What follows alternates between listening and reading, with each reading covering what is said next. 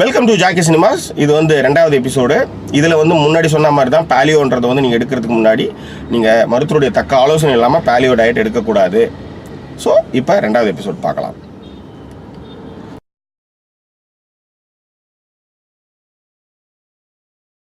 இந்த கார்போஹைட்ரேட் பார்த்தீங்கன்னா ஒரு உதாரணத்துக்கு ஒரு 100 கிராம் அரிசியில் பார்த்தீங்கன்னா ஒரு குறிப்பிட்ட வகை அரிசியில் ஒரு பொன்னி அரிசி எடுத்துங்க. ஒரு குறிப்பிட்ட வகை அரிசியில் 100 கிராம் அரிசியில் கிட்டத்தட்ட 60 70 கிராம் வந்து சுகர் இருக்குது அப்படின்னு சொல்கிறாங்க. அந்த சுகர் தான் கார்போஹைட்ரேட். அப்போது மறைமுகமாக நீங்கள் வந்து இனிப்பை வந்து அரிசி மூலியமாகவோ கோதுமை மூலியமாகவோ நீங்கள் வந்து திரும்ப திரும்ப சாப்பிட்றீங்க. நீங்கள் ஒரு மைசூர் பாகு சாப்பிட்டாலோ இல்லை ஒரு ஜிலேபி சாப்பிட்டாலோ இல்லை ஒரு கூல்ட்ரிங்க்ஸ் குடித்தாலோ இல்லை ஒரு சக்கரை போட்டு காப்பி குடித்தா தான் உங்கள் உடம்புல சக்கரை சேருது, அதெல்லாம் நம்ம கட் பண்ணியாச்சுன்னா நம்ம உடம்புல வந்து சக்கரை சேர்றதில்லை அப்படிங்கிற மாதிரி நீங்கள் நினைக்கிறீங்க. அது தவறு. கார்போஹைட்ரேட் அப்படிங்கிறதும் ஒரு வகத்தில் ஒரு மறைந்த ஒரு சர்க்கரை தான். அதை நீங்கள் வந்து எந்த வடிவில் நீங்கள் எடுத்தாலும் அது உங்கள் உடம்புல சேர்ந்துக்கிட்டே தான் இருக்கும். அப்போது குறிப்பிட்ட அளவுக்கு மேலே ஏற்கனவே உங்களுக்கு டயபெட்டிக் இருக்குது, திரும்ப திரும்ப நீங்கள் இதையே வந்து 6 முறை 8 முறை 15 முறை நீங்கள் சாப்பிட்டீங்கனாலும் உங்கள் உடம்புல அத்தனை கிராம் சர்க்கரை வந்து சேர தான் செய்யும்.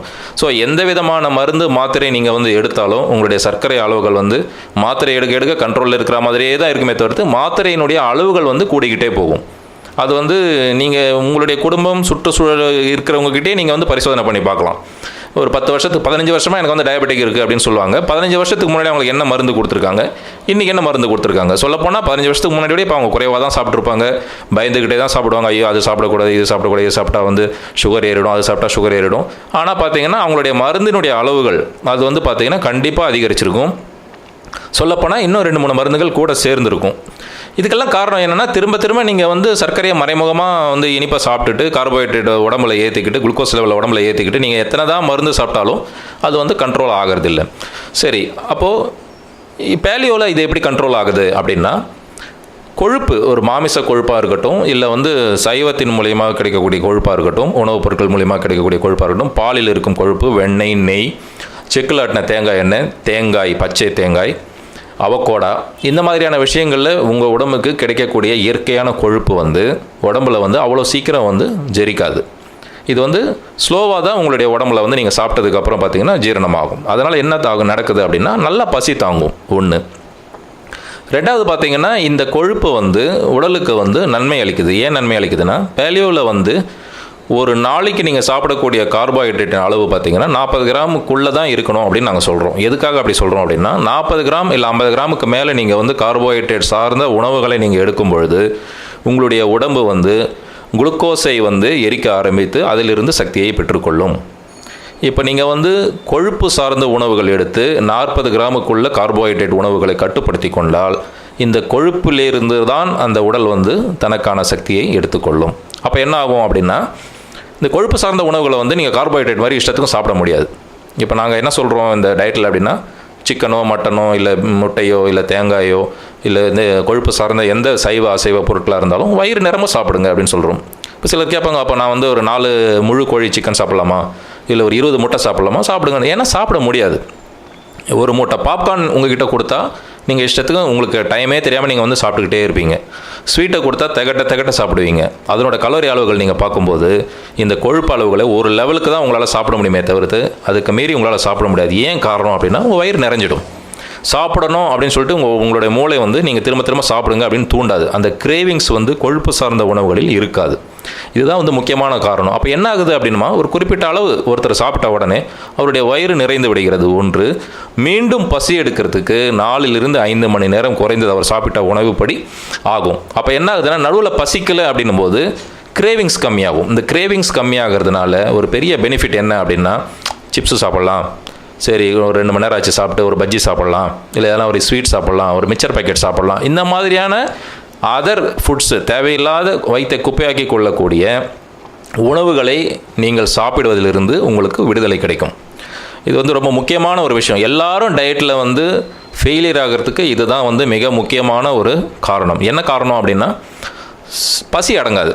அவங்களுக்கு வந்து பசி இருந்துக்கிட்டே இருக்கும். 2வது கிரேவிங்ஸும் இருந்துக்கிட்டே இருக்கும். இதையாவது ஒன்று சாப்பிட்டே ஆகணும், ஏன்னா நம்ம டயட்டில் இருக்கோம், பசிக்குது, முடியல.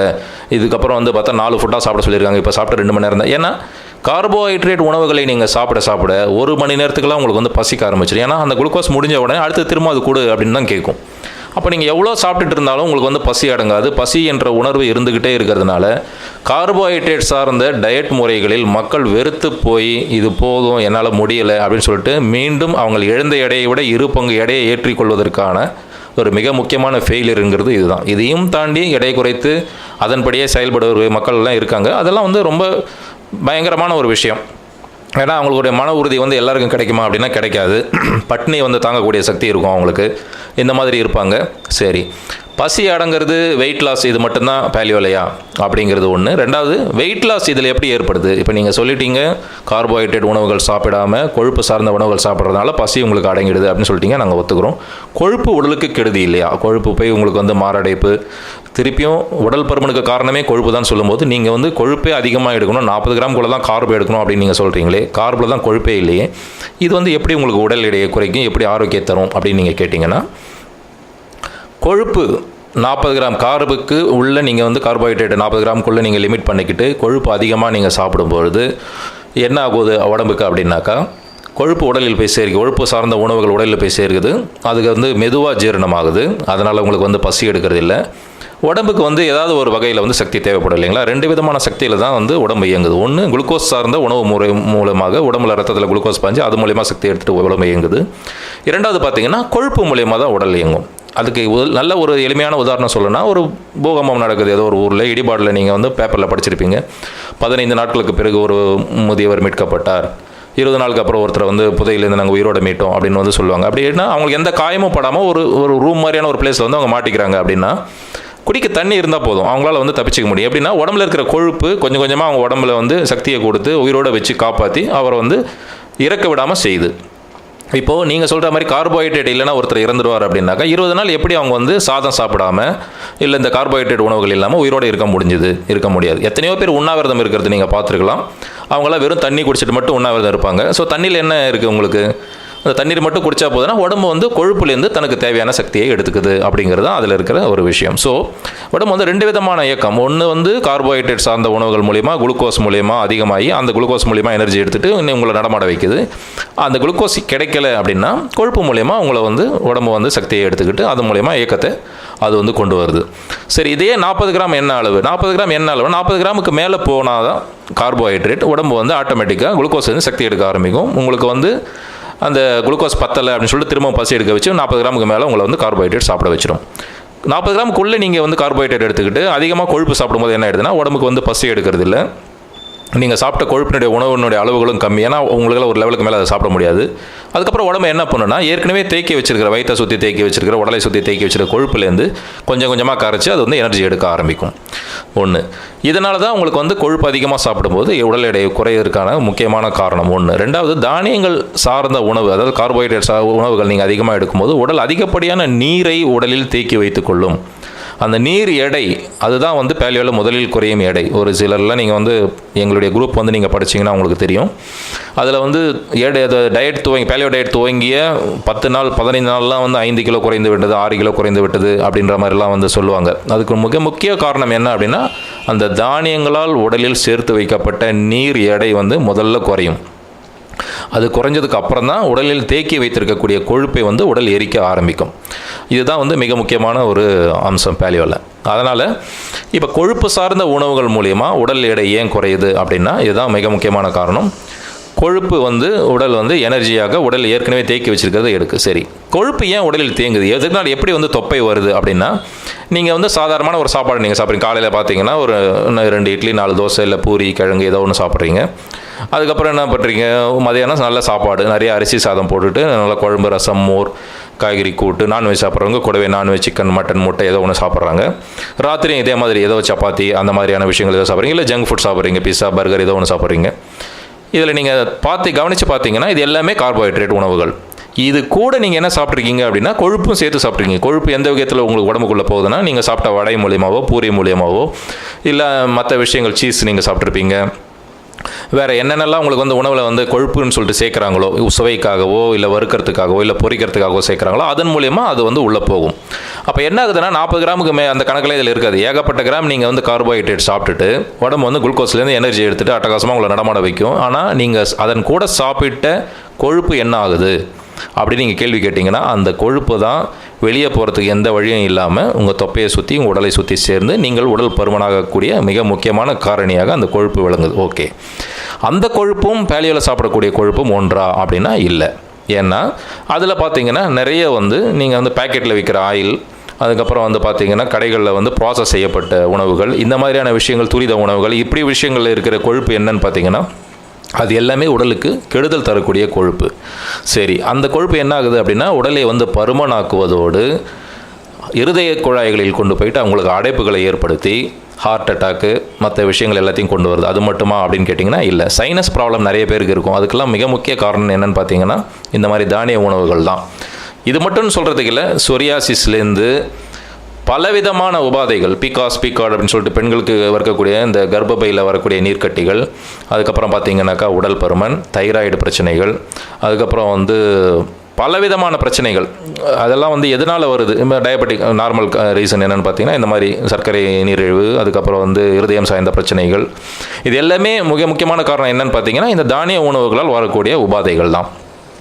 கொழுப்பு சாப்பிடும்போது இது சரியாகுதா அப்படின்னா சரியாகுது. என்ன விதமான கொழுப்பு நீங்கள் சாப்பிட்றீங்கன்றதை பொறுத்து அது ரொம்ப ரொம்ப மிக முக்கியமான ஒரு விஷயம். என்ன கொழுப்பு பேலியோவில் பரிந்துரைக்கக்கூடிய கொழுப்புகள் என்ன? தேங்காயின்னு சொல்கிறாங்க, முட்டை சொல்கிறாங்க. முட்டையில் முட்டைனா வெறும் முட்டை மட்டும் இல்லை, எல்லோரும் வெறும் அந்த மஞ்சள் கருவை தூக்கி போட்டு வெறும் வெள்ளை மட்டும் சாப்பிடுவாங்க. அது பிரயோஜனமே கிடையாது. அந்த மஞ்சள் கருவில் தான் முட்டையினுடைய முழு ஆரோக்கிய உடலுக்கு தேவையான எல்லா விஷயங்களும் அதில் இருக்குன்றதுனால முழு முட்டையை தான் இதில் சாப்பிட சொல்கிறாங்க. அதுக்கப்புறம் பார்த்திங்கன்னா இறைச்சி வகைகள், அதுக்கப்புறம் இறைச்சி வகைகளில் கூட பார்த்திங்கன்னா கொழுப்பு நீக்கப்பட்ட இறைச்சி வகைகள், கொழுப்போடு சேர்ந்து இறைச்சி வகைகள் தான் சாப்பிடணும். அதுக்கப்புறம் பார்த்திங்கன்னா சைவத்தில் நீங்கள் பால் எடுத்துக்கலாம். பால் சார்ந்த பொருட்கள், பனீர், வெண்ணெய், நெய், அதுக்கப்புறம் எண்ணெய், சமையல் எண்ணெய் என்ன அப்படின்னு கேட்டிங்கன்னா செக்கில் ஆட்டிய தேங்காய் எண்ணெய், நல்லெண்ணெய், அதுக்கப்புறம் பார்த்திங்கன்னா ஆலிவ் ஆயில், இதெல்லாம் தான் எடுத்துக்கணும். ஏன் இது செக்கில் ஆட்டின எண்ணெய் தான் ஏன் எடுக்கணும்? நார்மல் எண்ணெய் இப்போ கடையில் விற்கிறாங்க, பேக்கெட்டில் போட்டு விற்க, அதுதான் பிரச்சனை. ஏன்னா பேக்கெட்டில் உங்களுக்கு விற்கும்போது அதுக்கு சில ப்ராசஸ் அவங்க பண்ணுறாங்க. எதுக்காக அந்த ப்ராசஸ் பண்ணுறாங்கன்னா 1 வருஷம் 2 வருஷம் ஷெல்ஃப் லைஃப் இருக்கணும், இந்த கடையில் அது ஸ்டோரேஜில் வச்சுருக்கணும், அதுக்கப்புறம் மக்கள் வாங்குவாங்க அப்படின்றதுக்காக, அது கெட்டு போகாமல் இருக்கிறதுக்காக சில விஷயங்கள் அவங்க அந்த எண்ணெய்க்கு பண்ணுறாங்க. அந்த விஷயங்கள் தான் உங்களுக்கு மாரடைப்புக்கான மிக முக்கிய காரணிகளில் ஒன்றாக விளங்குகிறது. அதுபோக ஏகப்பட்ட கலப்படங்கள் நடக்கிறது. இதெல்லாம் ஒரு காரணம். செக்கில் ஆட்டின எண்ணெய்னு வரும்போது நீங்கள் உங்களுக்கு அக்கம் பக்கத்தில் தெரிஞ்ச இடத்துல இப்போ நிறைய இடத்துல விற்பனைக்கு வருது, தெரிஞ்ச நல்ல சோர்ஸ்லேருந்து நீங்கள் வாங்கும்பொழுது அந்த எண்ணெய் உங்களுக்கு இந்த விதமான தொந்தரவுகள் எதையும் செய்யறதில்லை. அது ரொம்ப நாளைக்கு நீங்கள் வச்சிருக்க முடியாது. உடனுக்குடன் நீங்கள் சமைச்சிடுறதுனால இது ஒரு பெரிய உலகமாக சீக்ரெட்லாம் ஒன்றும் கிடையாது. 30 வருஷத்துக்கு முன்னாடி நீங்கள் எப்படி ஆயில் வாங்கி நீங்கள் சமையல் பண்ணீங்கன்னு நீங்கள் யோசிச்சு பார்த்தீங்கன்னா உங்களுக்கு தெரியும். ஒரு ஹார்லிக்ஸ் பாட்டில் எடுத்துகிட்டு போவீங்க, எண்ணெய் கடைக்கு போவீங்க, 2 ரூபாய்க்கு எண்ணெய் கேட்பீங்க, அவங்க நிரப்பி கொடுப்பாங்க, எடுத்துகிட்டு வருவீங்க, 4 நாள் அதை சமைப்பீங்க, எண்ணெய் காலி ஆகிடும், திருப்பி கடைக்கு கொண்டு போவீங்க, எண்ணெய் வாங்குவீங்க. இப்படி தான் அது போகும். ஏன்னா அதுக்கு மேலே வச்சுன்னா அந்த எண்ணெய் கெட்டு போயிடும். அப்படி தான் நீங்கள் சமைச்சு சாப்பிட்டுட்டு இருந்தீங்க. கிட்டத்தட்ட அதே தான் இங்கேயும். ஸோ இந்த வெர்ஜின் அப்படின்னு சொல்லக்கூடிய கோகோனட் ஆயில் அப்படின்னா ஜிஞ்சிலி ஆயில், இது நீங்கள் பயன்படுத்தும் போது உங்களுக்கு பேக்கெட்டில் அடைத்து விற்கக்கூடிய ஹைட்ரோ ஜெனரேட்டட் செய்யப்பட்ட ஆயிலில் கிடைக்கக்கூடிய கெடுதல்கள் எதுவும் கிடைப்பதில்லை. 1. 2வது பேலியோவில் பொரித்த உணவுகள் கூடாது அப்படின்னு நாங்கள் சொல்கிறோம். அதனால் டீப் ஃப்ரை நீங்கள் பண்ண வேண்டிய அவசியமே இல்லை. அது மிக மிக முக்கியமான ஒரு காரணம். டீப் ஃப்ரை செய்யப்பட்ட உணவுகள், அதிகம் எண்ணெய், அதிக சூட்டில் திரும்ப திரும்ப பொரித்து எடுக்கப்படும் உணவுகளை சாப்பிடக்கூடிய எல்லோருக்குமே பார்த்திங்கன்னா உடல் பருமன், அப்புறம் பார்த்திங்கனாக்கா இருதயத்தில் இரத்த குழாய்களில் அதிக கொழுப்பு சேருதல், அதனால் வரக்கூடிய அடைப்புகள்னு பல பிரச்சனைகள் வருது.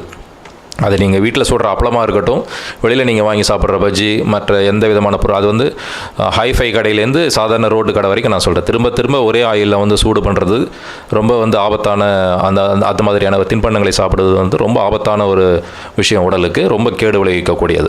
அதனால் நாங்கள் டீப் ஃப்ரை ஐட்டம் எதுவுமே பேலியோவில் சாப்பிடக்கூடாது அப்படின்றது நாங்கள் உறுதியாக சொல்கிறோம்.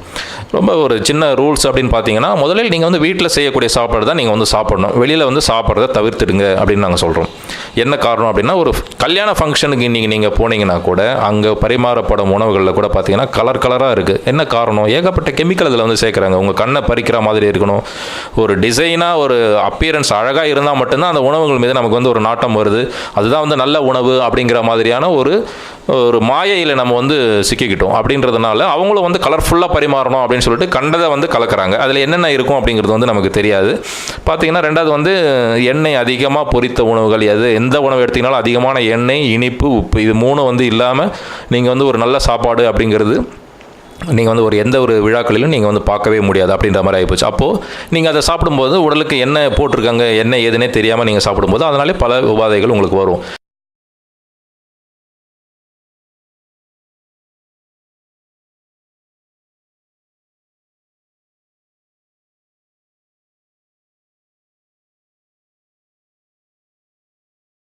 ஸோ 2வது எபிசோட் பார்த்துருப்பீங்க. உங்களுக்கு சங்கர் சொன்ன தகவல்கள் வந்து மிக பயனுள்ளதாக இருக்கும்னு நான் நம்புகிறேன்.